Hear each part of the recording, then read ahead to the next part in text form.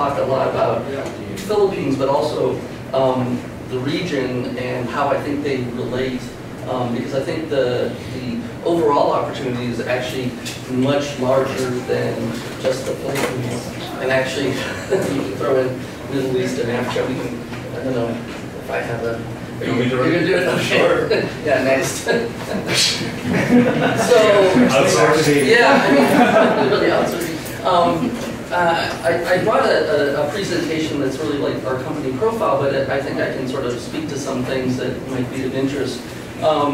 You know, when you look around the landscape and you think about where you might fit in, it's good to know like what are your strengths, but also kind of what your weaknesses are. So my particular weakness is in you know, negotiation and making deals. So that's why I brought in Colin. He's basically built one of the first really successful medical transcription businesses, and that actually, of course, you know, kind of was one of the big linchpins in BPOs. You know, I had to get my Harvard MBA guy in here. So, and I myself, I'm a physician and I'm a radiologist. I also have a PhD in biochemistry, biophysics. But my background really in terms of what we're going to be talking about today is radiology. And radiology is sort of a really great field these days because it's perfect for the internet. It's digital information, and it can be sent across the world, literally.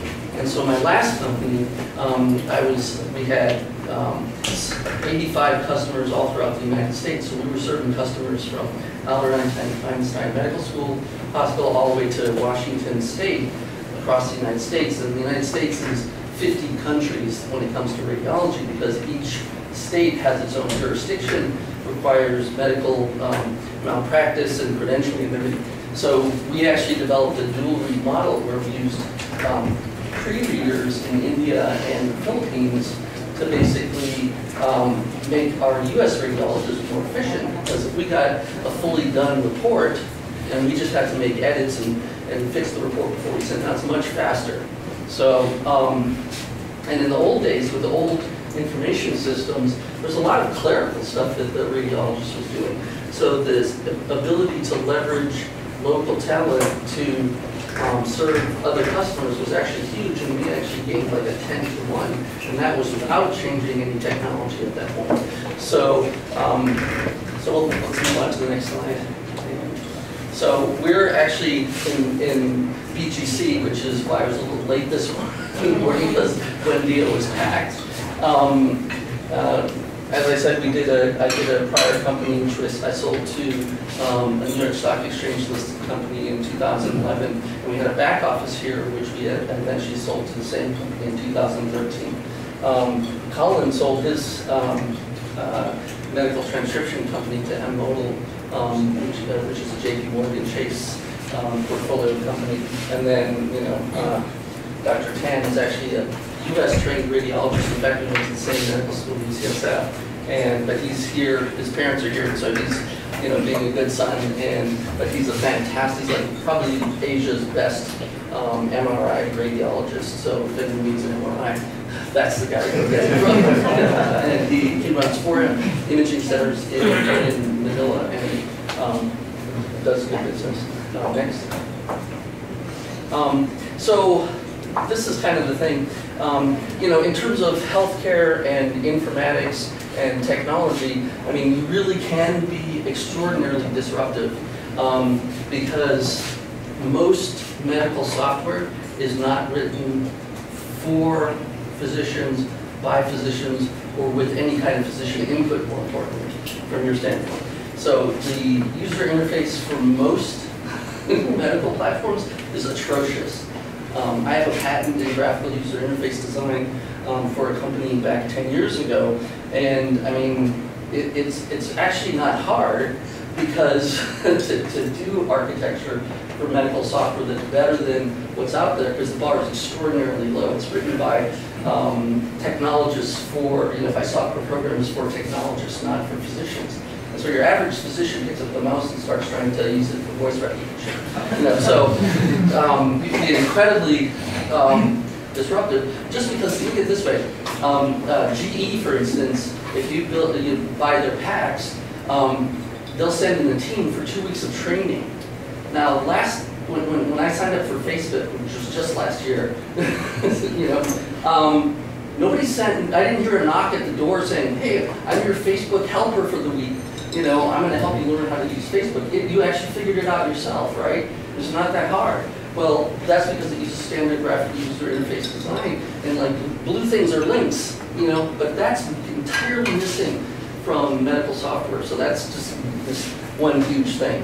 You know, in medicine, as Paula was saying, you actually can have serious, impact on, you actually save lives. So like people talk about, a company having social impact, like there's nothing better than being in healthcare.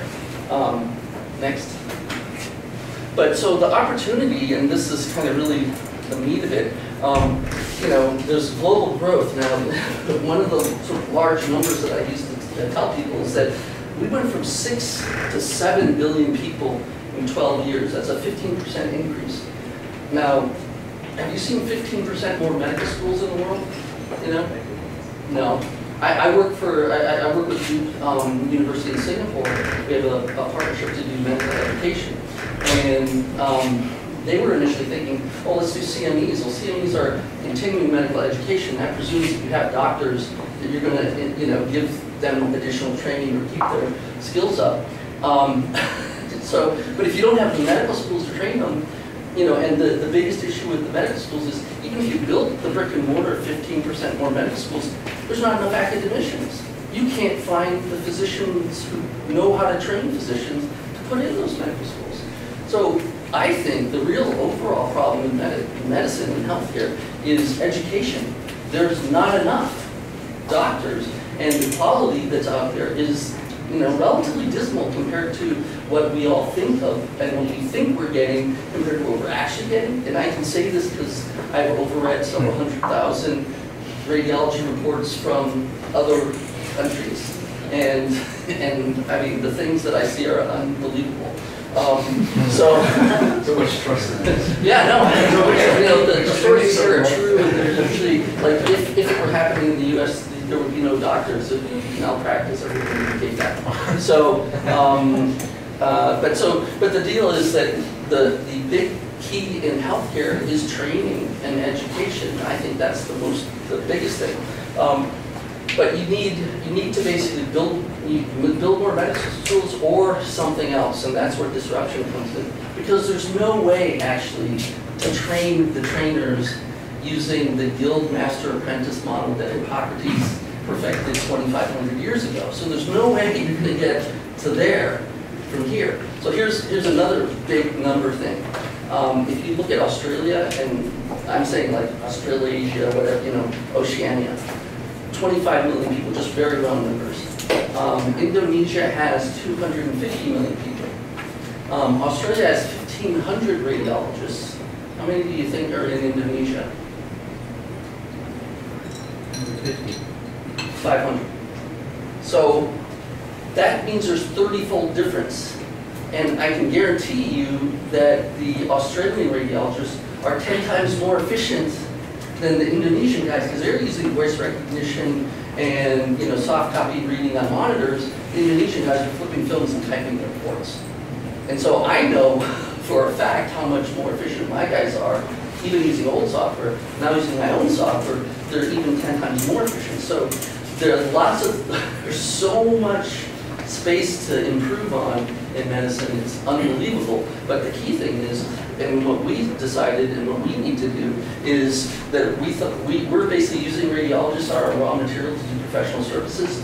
We basically build software that basically not only helps make them more efficient, but actually trains radiologists. So I mentioned before that the local radiologist does the initial read, the US radiologist does the second read. We did this funny thing where we said, oh gosh, the US radiologist is sitting there editing the report of the local radiologist, making significant changes, or not. But that's a huge amount of cognitive effort that in the usual way of doing business, you just lose, it's no big deal. So you set your report out, you're not going to get sued. You fixed one that would have gotten sued, and great, but you didn't do anything. So we actually did this funny thing where we actually gave back the local radiologist the red line version of the report. And this funny thing happened. It's called learning. If you look at Malcolm Gladwell's 10,000 hours, it's feedback-based learning. If you look a little bit deeper into the subject, it's actually that it's motivated, purposeful practice with consistent feedback. So all we did was we just provided consistent feedback, and this funny thing happened. After 3 years, 10,000 hours, our radiologists started approaching Mass General U.S. radiology standards purely as a byproduct of us just giving them a bit of information that was on the computer already. It's in the information system. So we just leveraged that, and we figured out that, and when I sold the company, I said, wow, this is an amazing thing that we did here. We actually trained radiologists up to a level that would be unheard of, even if you had them one-on-one. And we did it purely as a byproduct of our business. And not only that, it's a perfect virtuous cycle, because the better they got, the fewer mistakes they made, the fewer changes we made, the faster we could be, the bigger our capacity. So it was a fantastic thing. But more importantly, from the standpoint of social impact, we trained 35 local radiologists up to the highest level standard for free. And they're also working at St. Luke's and Makati Med and Medical City. So we actually literally raised the level, the quality of radiological care in this country. And those guys, and from a business standpoint, those guys can actually train the next set of people. So that's where you get into this going from 500 to 15,000, is because you're actually training people, you're educating them. You're training them and you're using your system. I don't have time to go into how our system does that, but it's truly phenomenal. And Will wrote a nice article about it. But so if someone's interested, I can give a demo at some point. But this is really the key. You can talk about all the apps and things that you might be able to do that can help things. But if you really want to help, it's like the nexus of education and healthcare, because you're not getting from 500 to 15,000 in Indonesia. You're not getting from 12 to 5,000 in a place like Botswana, which is the same thing. They don't even have, they just built the first medical school. It's a whole country, So let's see if there's any other stuff that can move. So, there's a serious shortage of radiologists. This is pretty much, quality improvement tools are lacking, all that kind of stuff. But it really gets back to just educating. Next.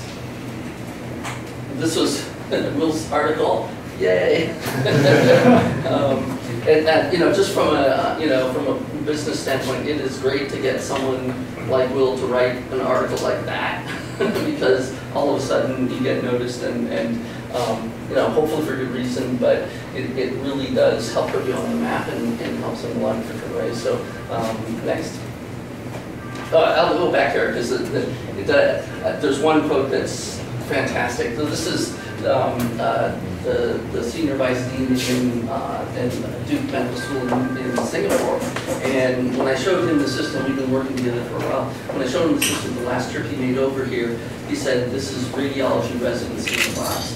And that was exactly what I was aiming for exactly the reason that there's just not enough high quality radiologists. But even if you have physicians, you need to basically be able to create virtual medical schools and virtual radiology residencies and all the other residencies, not just radiology that we improve. But because the world is increasing, the middle class and I don't know, maybe it's the next slide. The middle class in Indonesia is going to go from 74 million to 150 million in the next 10 years, something like that. So that means that the middle class, the C and B, is going to explode. Those people actually do have money to do things like CT and MRI and stuff like that. And so,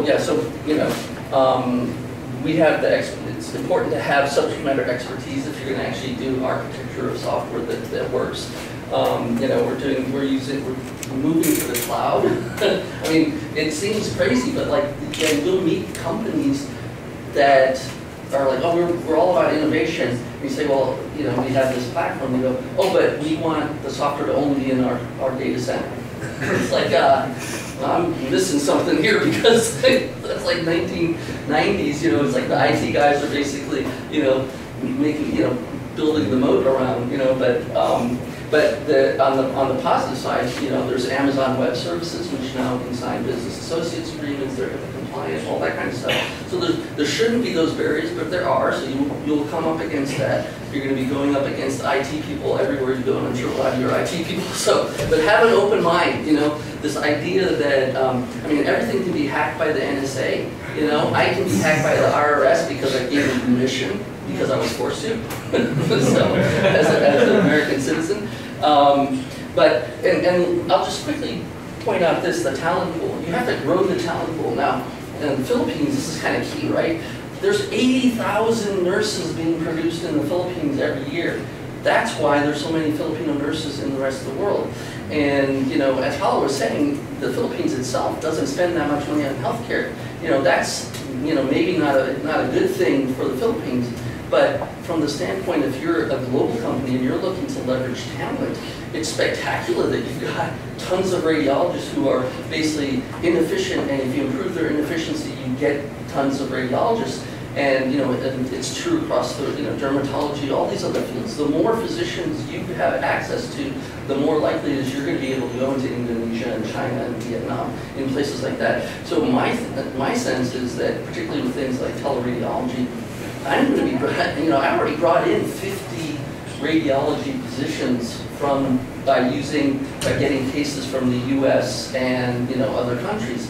So it's like, I think the big opportunity is to leverage, you know, the Philippines' most awesome resource, which is people, and the fact that the people that you know, we're in Asia, so there's an, you know, an emphasis on education. So, and, you know, being an English-speaking, you know, country, it's also phenomenal, because most places you go, like Malaysia and Indonesia, they speak different languages, but the language of medicine is English.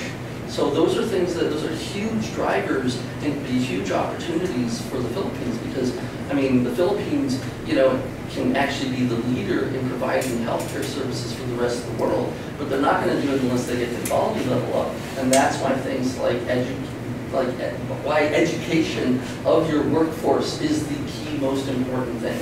And probably other people will touch on that, but I can't emphasize that enough. And I don't know if there's much. Yeah. That's like the specifics. This is some of the software. That's actually in the browser just for kicks. You know, this is HTML5 and Canvas technology, stuff that, like, 2 years ago you couldn't even fathom. The stuff that kind of stuff using Canvas technology and some of the latest stuff. We use Google Chrome because it's the only one that's fully up to date with a lot of the new tech. Next. But you couldn't even do that before. I mean, this is you know, some of the patent pending active template technology. Can't go into that. You know, high quality reports, fast. We're getting Philippine installations, and, you know, in the U.S. Actually, we signed something in Kazakhstan. Next. Yeah. So next. I had something on there. Yeah. Anyway. So I think overall, it's just the Philippines is an ideal place to do healthcare startups, and, you know, but I think. I don't know the Philippine market. I think there's a lot of stuff you can do in the Philippines. And from my standpoint, like, I'm doing good for the Philippines, you know, by bringing in new jobs. And the physicians that I'm training also work in the Philippines, so they're getting better at what they do in the local institutions. At the same time, they're actually bringing in wealth. And the other thing is, like, you know, the Philippines has a fiber optic ring. So for us, I don't care if the person's in Cebu doing this reading. I don't care if they're in Iloilo. It's a great thing. In fact, you know, we've had a physician whose mom was sick. He went to Cebu and he kept reading cases for us down there.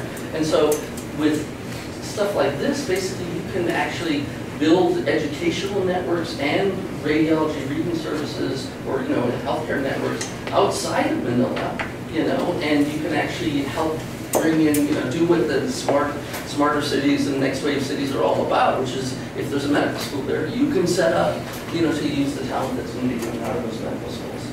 Right. Thanks, guys. Thank you very much.